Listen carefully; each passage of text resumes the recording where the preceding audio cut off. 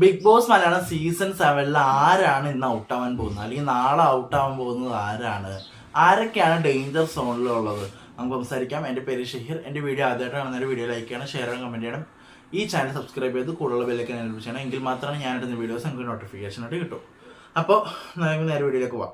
അപ്പോൾ ആരാണ് ഇന്ന് ഔട്ടാൻ പോകുന്നത് ആരായിരിക്കും? നമുക്ക് ഡേഞ്ചർ സോണിലുള്ള കുറച്ച് ആൾക്കാരെ പേര് പറയാം.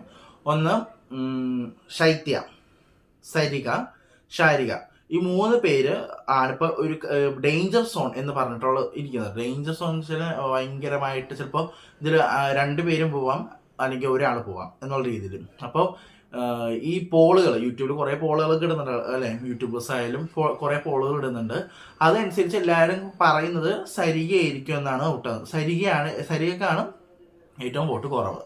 അപ്പോൾ സരികയും പിന്നാലെ തന്നെ ശൈത്യയും ഉണ്ട്. അപ്പോൾ ഇതിൽ ചിലപ്പോൾ ശൈത്യ അല്ലെങ്കിൽ സരിക ആവാൻ ചാൻസ് ഉണ്ട്. അപ്പോൾ എൻ്റെ ഒരു മൈൻഡ് സെറ്റ് വെച്ചിട്ട് ചിലപ്പോൾ സരികയാവാം ഔട്ടാവുന്നത്, സരികയാവാം. ഡബിൾ എവിക്ഷൻ ആണെങ്കിൽ ശൈത്യയും ആവാം. ഡബിൾ എവിക്ഷൻ ഉണ്ടെങ്കിൽ സരികയും ശൈത്യയും ഔട്ടാവും. പിന്നെ വൈൽഡ് കാർഡിന്റെ കേസ് ഒന്നും അറിയത്തില്ല. വൈൽഡ് കാർഡ് ഉണ്ടാവുന്നത് കഴിഞ്ഞ വർഷം അതുപോലെ 6 പേര് ഒരുമിച്ച് കിട്ടുമെന്ന് അറിയില്ല. അതായിരുന്നു അടിപൊളി. അങ്ങനെയായിരുന്നു നല്ല രസമായിരുന്നേനെ. ഒരു 6 പേര് ഒരുമിച്ച് ഒറ്റയടിക്ക് കയറിയത് അതായിരുന്നു എനിക്കിഷ്ടം. അതേപോലെ വലുതായിരുന്നു നന്നായിരുന്നേനെ. ഇപ്പൊ 2 വൈൽഡ് കാർഡ്സ് വരുമോ എന്നൊക്കെ ഇങ്ങനെ കേൾക്കുന്നുണ്ട്, അറിയില്ല, നമുക്ക് നോക്കാം. അപ്പൊ ഇത്രേ ഉള്ളൂ. കൂടുതൽ അപ്ഡേറ്റ്സ് ഇപ്പൊ ഒരു ഉച്ച ആകുമ്പോഴത്തേക്കും ആരാണ് ഔട്ടാകുന്നത് നമുക്കൊരു 100% കൺഫേം പറയാൻ പറ്റും. നമുക്ക് നോക്കാം ആരാണ് ഔട്ടാകുന്നത്. അപ്പൊ അത്രേ ഉള്ളൂ, കഴിഞ്ഞു. അപ്പോൾ പുതിയൊരു വീഡിയോ വരുന്നിരിക്കും.